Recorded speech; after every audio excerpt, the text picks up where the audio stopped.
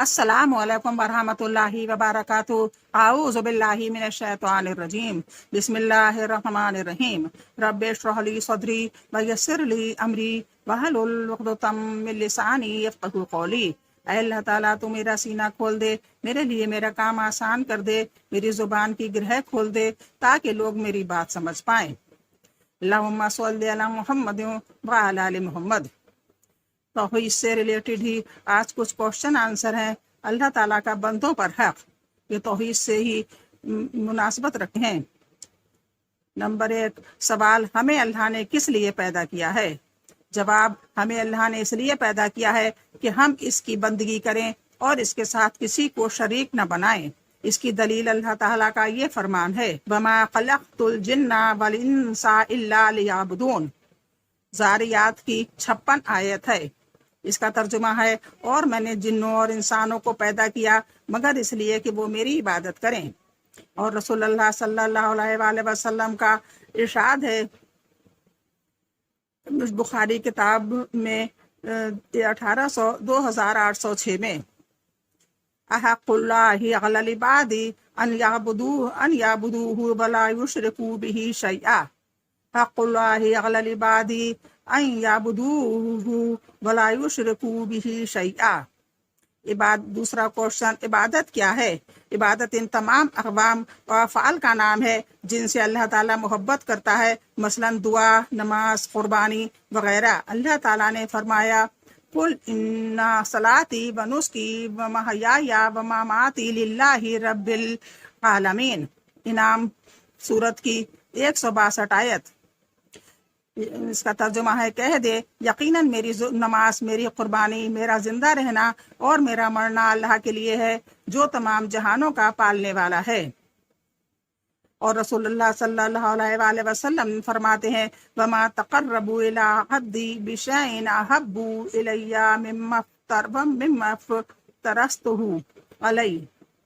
وَمَا تَقَرَّبَ إِلَيَّ عَبْدِي بِشَيْءٍ أَحَبُّ إِلَيَّ مما افترضتہ علیہ۔ صحیح بخاری کی 6502 سبق ہے، 6502۔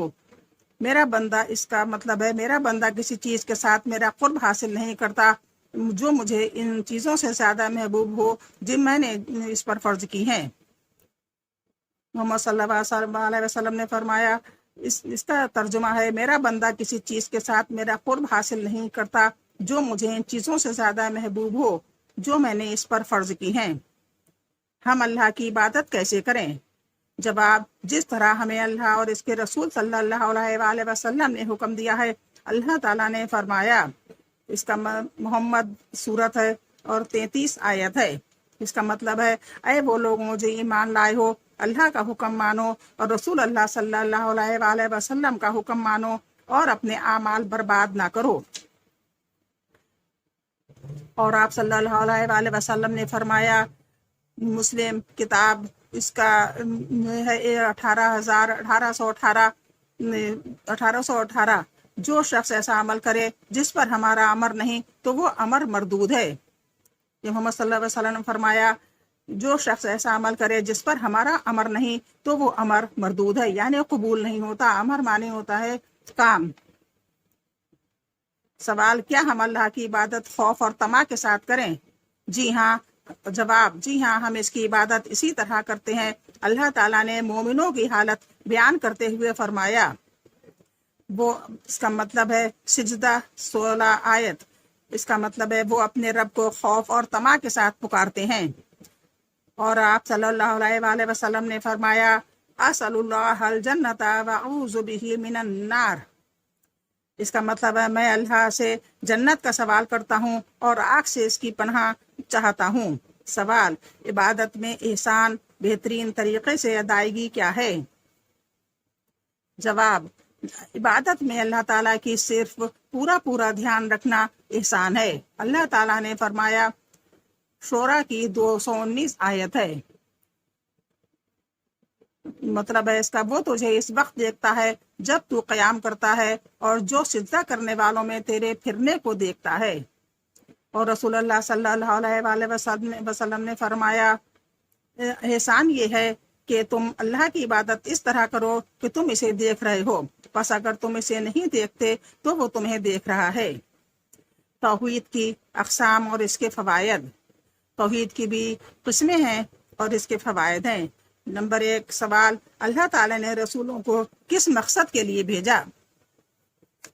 اللہ تعالیٰ نے رسولوں کو کس مقصد کے لیے بھیجا؟ جواب، اللہ تعالیٰ نے انہیں اپنی عبادت کی طرف دعوت دینے کے لیے اور اپنے ساتھ شرک سے روکنے کے لیے بھیجا۔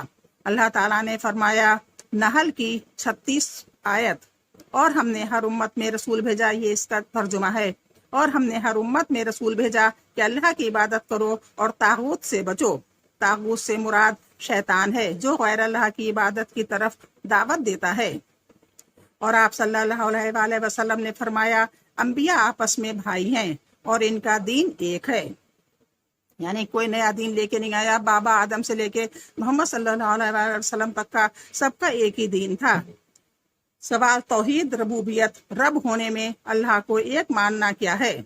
توحید ربوبیت ہے، اس کا مطلب ہے رب ہونے میں اللہ کو ایک ماننا۔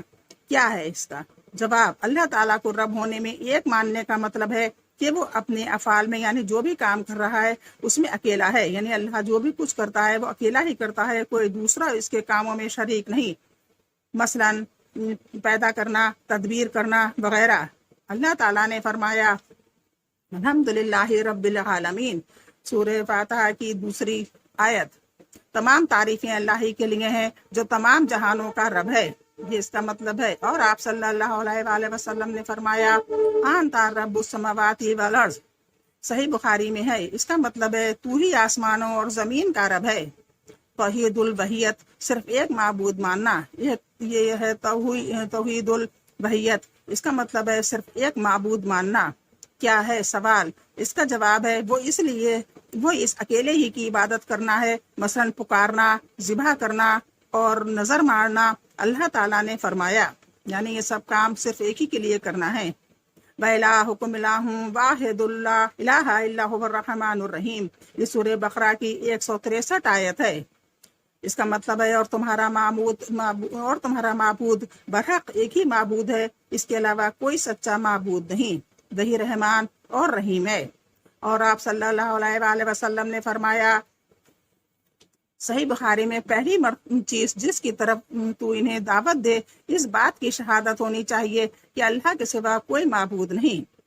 اور بخاری کی روایت ہے، سب سے پہلے اس بات کی دعوت دے کہ وہ اللہ کو ایک مانے۔ سوال، اللہ تعالیٰ کے اسماء و صفات کی توحید کیا ہے؟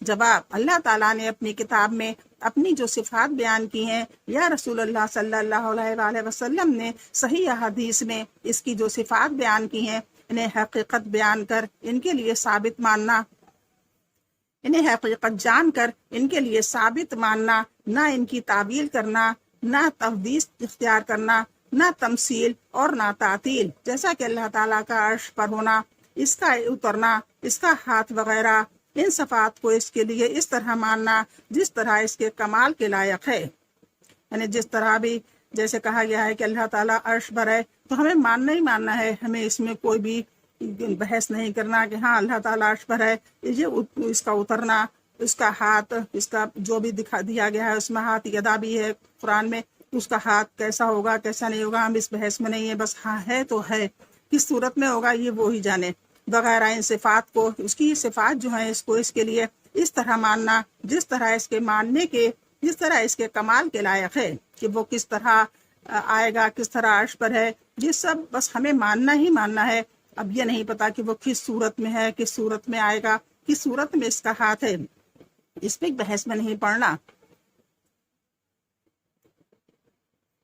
حدیث سورہ شورا میں ہے، اس کی مثال کوئی چیز نہیں اور وہی سب کچھ سننے والا، دیکھنے والا ہے۔ اور آپ صلی اللہ علیہ وآلہ وسلم نے فرمایا، شورا کی 18 آیت ہے، اس کی مثال کوئی چیز نہیں اور وہی سب کچھ سننے والا، دیکھنے والا ہے۔ اور آپ صلی اللہ علیہ وآلہ وسلم نے فرمایا، اللہ تعالیٰ ہر رات آسمان دنیا کی طرف اترتا ہے، اس طرح اترنا جو اس کے جلال کے لائق ہے، جو مخلوقات میں سے کسی کے مشابہ نہیں۔ سوال، اللہ کہاں ہے؟ اللہ تعالیٰ آسمانوں سے اوپر عرش پر ہے۔ اللہ تعالیٰ نے فرمایا، الرحمن علی العرش استویٰ، रहमान अर्श पर बुलंद हुआ। सही बुखारी में इस्तवा का मतलब बयान किया गया है, यानी चढ़ा और बुलंद हुआ। और आप सल्लल्लाहु अलैहि वसल्लम ने फरमाया, सही बुखारी से, बेशक अल्लाह ताला ने एक किताब लिखी तो वो इसके पास अर्श पर है। बेशक अल्लाह ताला ने एक किताब लिखी तो वो इसके पास अर्श पर है। सवाल, क्या अल्लाह ताला हमारे साथ है? जवाब, अल्लाह ताला अपने सुनने, देखने और जानने के लिहाज से हमारे साथ है। अल्लाह ताला ने फरमाया, तुम दोनों डरो मत, यकीनन मैं तुम्हारे साथ हूँ, सुनता हूँ और देखता हूँ। और आप सल्लल्लाहु, ये सूरत तहा की 46वीं आयत है। तुम दोनों डरो मत, यकीनन मैं तुम्हारे साथ हूँ, सुनता हूँ और देखता हूँ। सूरत तहा 46 आयत। और आप सल्लल्लाहु अलैहि वसल्लम ने फरमाया, सही बुखारी से, यकीनन तुम एक सुनने वाले और करीब को पुकारते हो और वो तुम्हारे साथ है। अल्लाह ताला अर्श पर होने के बावजूद हमारे साथ है, इसकी कैफियत वही जानता है। सुनने, देखने या जानने की तावील की ज़रूरत नहीं, हमें इसकी कोई बहस नहीं। ना हमें अपने दिल में शक आना चाहिए कि वो ऊपर है तो कैसे सुन रहा है। सुनने, देखने और जानने की तावील की ज़रूरत नहीं है। सवाल, अकीदा तौहीद के क्या फ़ायदे हैं? जवाब, तौहीद का फ़ायदा यह है कि बंदा आखिरत में अजाब से महफूज रहता है, दुनिया में हिदायत हासिल होती है और गुनाह दूर हो जाते हैं। अल्लाह ताला ने फरमाया, सूरह इनाम की 82 आयत है। सूरह इनाम की 82 आयत, इसका तर्जुमा है, जो लोग ईमान लाए और उन्होंने अपने ईमान के साथ जुल्म, शिर्क की मिलावट नहीं की, इन्हीं के लिए अमन है और वही हिदायत वाले हैं। सूरह इनाम की 82 आयत। और आप सल्लल्लाहु अलैहि वसल्लम ने हदीस में फरमाया, बंदों का हक अल्लाह के जिम्मे यह है कि वो इस शख्स को अजाब न दे जो इसके साथ किसी चीज को शरीक नहीं ठहराता। आपने ये आज तौहीद के बारे में सुना और इसकी इक़साम सुनी।